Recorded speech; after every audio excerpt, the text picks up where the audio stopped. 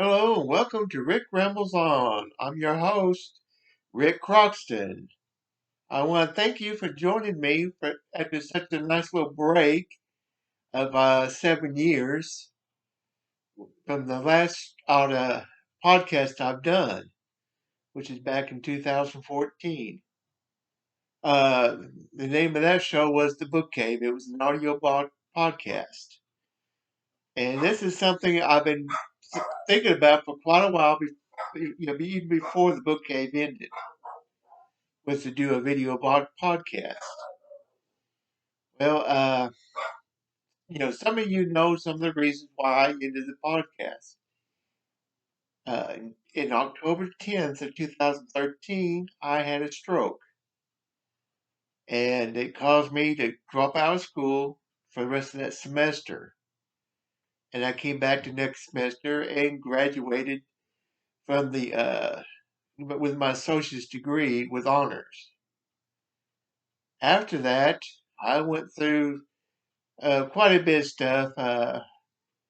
When the day I canceled the show, The Book Cave, episode 300, was also September 14th, my wife's and I's 20th anniversary. And now, 7 years later, I'm back. And for some of you who are wondering, I went through quite a bit during that time. Uh, as like I said, October 13th, 2013, I had my first stroke. And then I canceled the show. I was in school, I was getting my bachelor's degree, and found out after about a couple of years going in there and going at this strength I was going at pre-stroke, the amount of classes was too much for me, and had to drop out, and thought about coming back when I was 60, which is last year, but I didn't. Fortunately, during that, between the time that I canceled the show and back now, I went through quite a bit health wise. At the end of July of 2015, I had my second heart attack. I ended up getting a triple bypass, or as I call it, the alien popping out of my chest. It sounds more, a lot more dramatic that way. And 2 weeks after that, my mom and her husband were killed in a car accident, and we went to the funeral. That was on a Wednesday. On a Thursday, I went back. I had to go start school up for the fall in August. And that was my last semester in the school because I was doing crap. And then after that, I had a couple more strokes, light ones. And the year in 2019, I went through my last stroke, and it was to ask if I would want to do rehab. And I said, sure. I went through rehab and found out that thanks to my strokes, I have memory loss. I have short term memory loss. What was that saying? Oh, I'm sorry. Pitiful piece of humor there. But I found out why I wasn't able to retain the things I was before. And I decided, okay, it's time to concentrate a bit more on that. So I started doing, uh, actually trying to, another memory loss right here, trying to pick up the word and translate. Sorry, that's what it was. Translate a German text, of the John Drake series. And I started doing that, getting a pretty good pretty good distance in it. And something screwed it up, and I had to do a second start. And I started working on it again. And then last year, I started having health problems. One thing after another would cause me to go to the hospital. My wife would have to call up an ambulance and put me in. Have them take me to the hospital. The last one, I was, they had, they wanted to check it out. I forget the reasons why. One where they did a colonoscopy and then one down the throat. Well, the one that went down the throat caused me problems. Come to find out, couple days later, I started throwing up blood at the middle of the night, and I threw it up, and then I got so much thrown up, I got weak, passed out. My wife had to go. She got me up. I had hit my head, which I'm lucky I didn't hit it harder in the bathroom when I passed out. And my wife called up an ambulance, got me there about two. It was about 2 o'clock in the morning. They came, got me, and took me to the hospital. And luckily, we have a hospital that's close by, less than 5 minutes away. Well, they didn't have the everything that they could do. They checked me out, and they said, "Okay, we can't find anything," and they sent me back home. A few days later, I go to it's in the middle of the night. I get up, go to the bathroom, and all of a sudden, okay, wait a minute. All right, no problem. Come back, went back to bed, lay down. Less than 5 minutes later, I get up again. I tell them, they said, "What's wrong?" I said, "I got to go back." They said, "You just went." I said, and I was so weak, I couldn't even hardly get up on my own to do anything. My wife had to help me walk to the bathroom.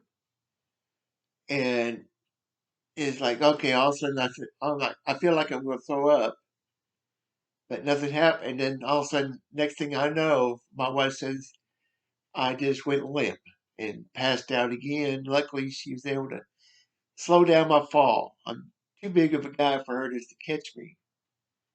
And I went down. It was when I woke up, I got to throw up. Luckily, I was right there next to the stool. I threw up some more, threw up a bunch of blood.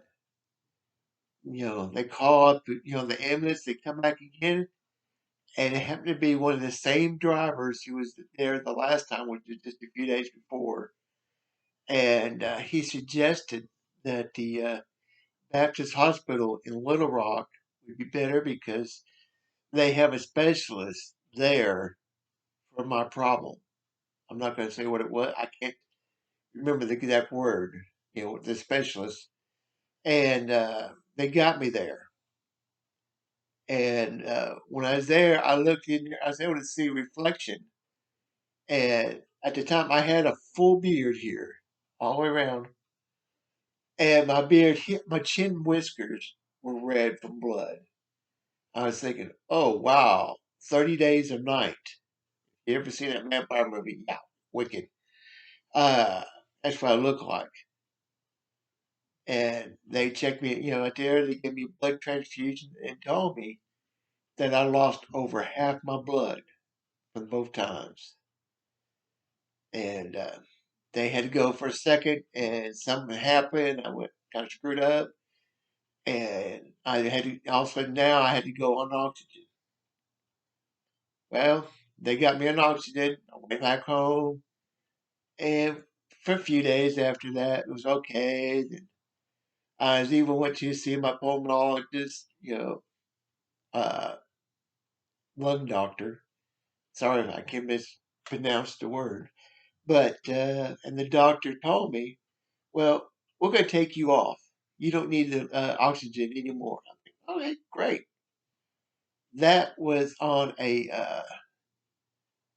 about a Friday after something like that, and I was supposed to be taking. They're going to come back that Wednesday and take my oxygen away, my tanks. And during that weekend, bam, something happened again. I got taken to the hospital one more time. I was in the emergency room for 2 days because they could not find, they didn't have a room opened up at the time. This was this is early November, I'm sorry. And on the third day, they found me a room. They got me up in the room. I remember that. I remember getting in the room. I said, "Oh, yeah, this is pretty nice. Nice TV and everything." And I don't really, about as far as I can remember that. And from what my wife said, that they had, my oxygen level went down to very low. They had put me in ICU, and I got COVID at that time, very bad case. And from November the 9th of 2020, uh, to me, I was pretty much considered myself, oh, I died. They say, induced coma. But from November the 9th to December the 4th, I was in that reality where I was in a coma, but everything about it, I was dead. I'm going to tell this here is a story about what happened. My wife and others, they know bits and pieces, but not the whole thing. In my coma, in that world, I remember I was just sitting like I am right now in a room.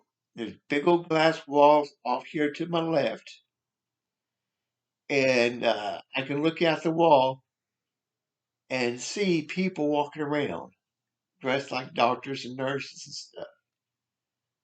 And I was in kind of, I don't know if like a train car or what, but I'm sitting in there, and up to my waist were body parts, dead body parts, just packed in there all around me. I was almost like a meat packing, car. And I was sitting there, and as I looked around, I could see, a handful of people scattered around in that room with me. And they looked like survivors from the Holocaust, where you couldn't tell if it's male or female or what. And they were still living, more like living dead. And I remember, but the thing is, any other time, something like that, yeah, I would have been scared the crap out of me. But no, I was as calm as can be. I felt like a presence on me. And, so I think, okay, everything's cool. And from then it went to another scene where I was at my funeral. Not your normal everyday funeral, not for me. No.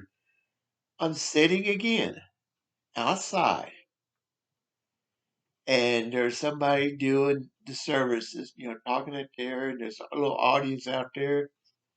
And then to my left, there's this woman. All I know is a woman just by the outfit this person was wearing. It was all white, covered head to toe. And from what I could tell, she is slender. I didn't know if she's black or white or alien. I have no idea what she looked like or anything, but all I knew is that she was alive and scared. And I just remember reaching over and getting her, holding her hand to comfort her. And it's like, okay. And after that, next thing I know, I'm no longer in that spot. I'm back in this one room kind of, and I had the funeral director. And this is the weird, well, like it isn't weird already. But the weird thing is, we was having a conversation. And, you know, and next thing, that lasted for, I have no idea how long that lasted.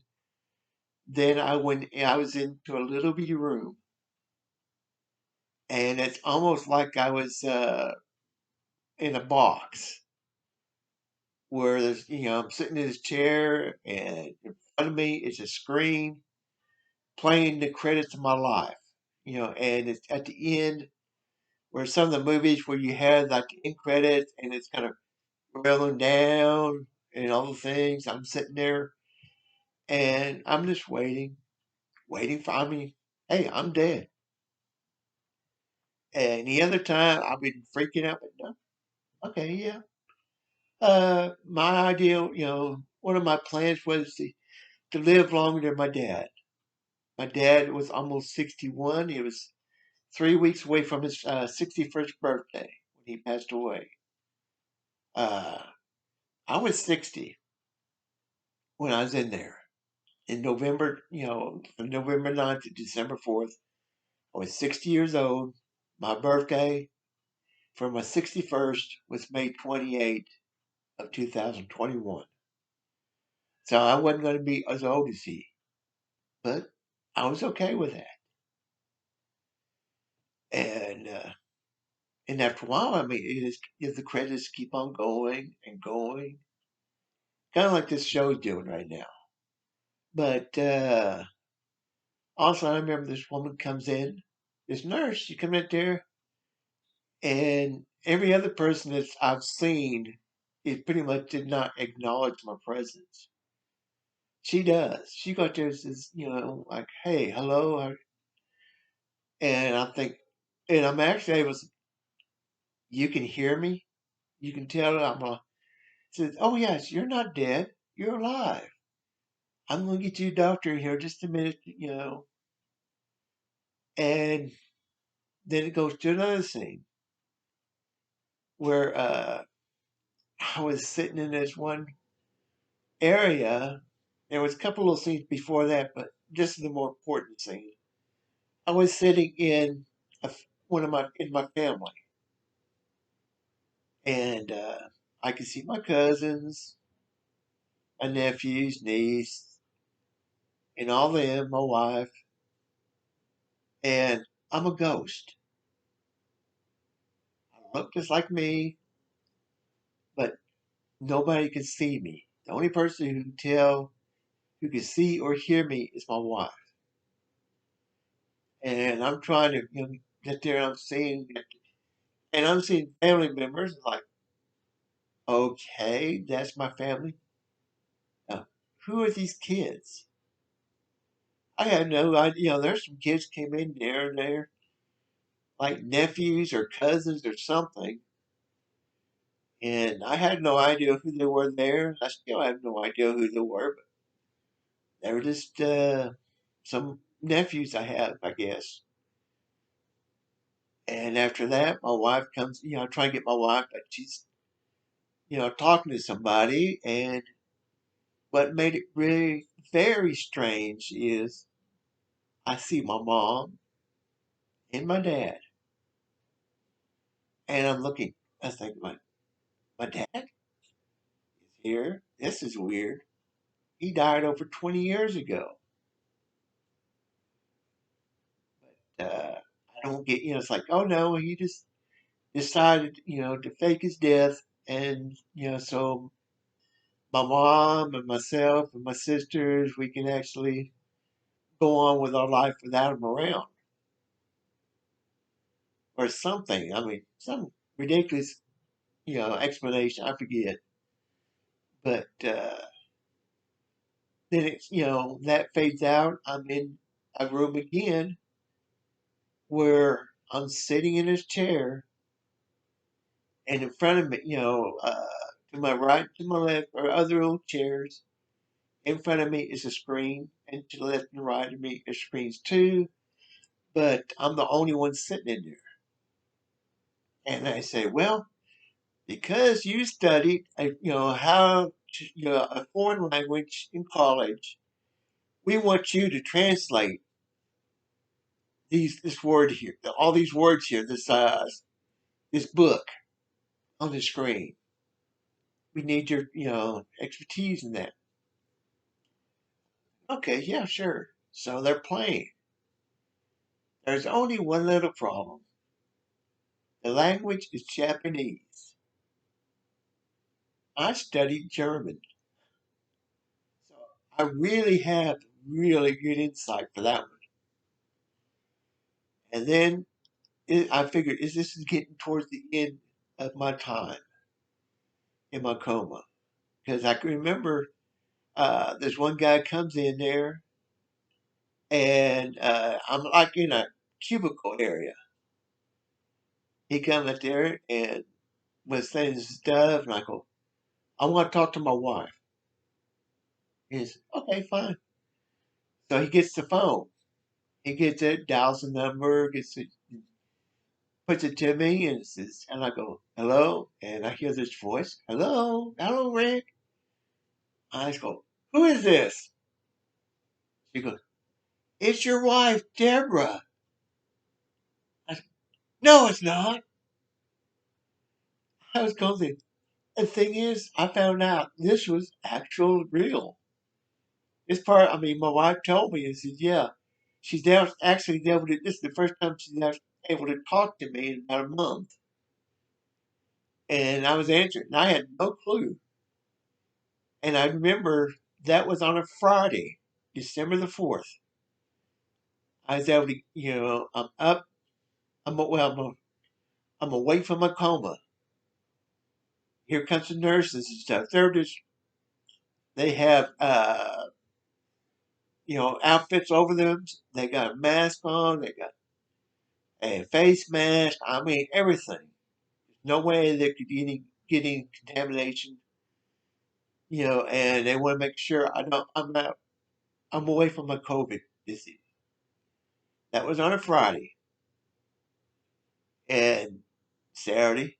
Then Sunday on December 6th, they moved me to a room. And the thing is, on December 6th, it was my wife's birthday. And, to her, that was a great birthday present. Me coming back to life. And I say anymore when people, I said, yeah, I have a second birthday. It's December 4th. That's when I came back to life. And that was on, that Sunday was the 6th. By that Wednesday on the 9th, I was transferred into a rehab for physical rehab, which is just not even 5 minutes away. They got me over there, and I was just too far out of it because they had me get dressed. I had help, my wife helped me get dressed in a pair of sweatpants and t-shirt, and that just wore me out completely. I was waiting for several hours before I could get to for the ride. They took me out, took me over to rehab, and from the December the 9th through January 15th, I was in rehab, physical rehab. And I can remember, because at first I was just doing a wheelchair, and they had me in a wheelchair, moving me around, because that's the only way I could do it, because I couldn't even roll over on my own in bed. Anytime they wanted to move me around, they had to go get a couple nurses, push me around, roll me over one side, roll me on the other side. And what's really crazy is in that less than a month time, I lost over 40 pounds. And I was going down, I think, oh, wow, great. In the rehab, they start here, you need to start eating this stuff. And I tried to eat a little bit. I could hardly eat anything. And they kept on, saying, no, you have to eat this stuff. I said, I'm diabetic. I can't eat this. No, it don't matter. Just eat, just get all you have to do right now. You need to get your strength back. And so, okay, fine, I'll eat this stuff. Unfortunately, I started putting the weight back on. Went, from a nice leaner look to putting on like 60 pounds in from December the 9th through now. It's over 60 pounds. But, about a month ago, after I got out of I got out of the hospital, got out of the rehab on January 15th, got home. I got a little, what they call rollator, a little walker, helped me get around in. Because my sense of balance is pretty much destroyed. I found out when it comes to my balance, if I close my balance is connected to my vision. If I close my eyes uh, and try to walk, forget it. I'll probably trip on my feet or fall down. But I was trying to do everything I could to start walking. I started getting up there. But when I got out, I had to go and start using the oxygen again. Every time I tried, walking, take a walk, try to walk, get some exercise in, I'd have to use some oxygen to keep it going. So that was no fun. I'm still trying to do now. I'm pushed up a little more than I want to be in weight. I'm trying to get more walking done. But like I said, in the past 7 years, health wise, I went through everything. But the thing is, I survived. And just a little public service announcement. If you know anybody who's getting ready to go into a coma, make sure that it has some pleasant music or somebody talking to them. Because I'm, the person who's in the coma may not understand what's being said. They may not hear it, but subconsciously, it gets into it. Because, like I said, that first part of my coma was the absolute worst, and it could have easily gotten worse. But after a few days of being in a coma, my wife was able to get on the phone, and a nurse was able to hold it to my ear, and I could hear her talk. She'd be talking to me, and that's what saved my life. But like I said, it's not something I want to see anybody go through. It's the most unpleasant thing you can ever get through. That's the way, yeah, that's what it is. But I just want to thank everybody for listening to this rambling on. And the thing is that I'm gonna be doing a week. I'm gonna be doing this every week, but from now on, it won't be so rambly. Even though I will be rambling on, but I'm going to be talking more about the things I'm interested in. I'll be talking about books, comic books, movies, VHS tapes, pulps, big little books, comic pages, comic strips, anything that gets in my it's in my interest, and it's very varied. And I'll be having people from the time to time will be on my show where I'll be talking with them. And if anybody is interested in coming on to talk about something and they think I might like, I'd be more than happy to have you on the show. And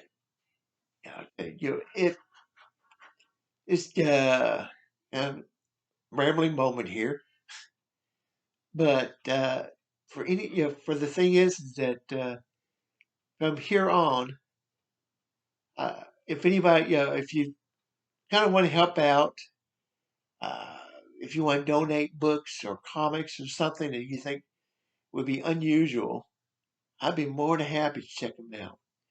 If you want to donate money to help me, get more professional looking here, get a little bit more from my background. As you can tell over here, behind my right arm where my finger's pointing, is my Gasoline Alley Uncle Walt lithograph that I picked up about 20 years ago. And of course, behind me is all my books, all of them, a fraction of them. I have a storage that's climate controlled. It's packed full of books and comics and pulps and digest and everything. But and one more thing, yeah, I hate going to say, if you want, just if you don't, have a book or comic or anything, and you just want to help out by donating, if you want to donate money, that's appreciated. You can donate it to my PayPal, and that's Ric.Croxton, RIC period Croxton, CROXTON, at gmail.com. And anything that you donate money wise or material, anything that's donated to me will be used for the show.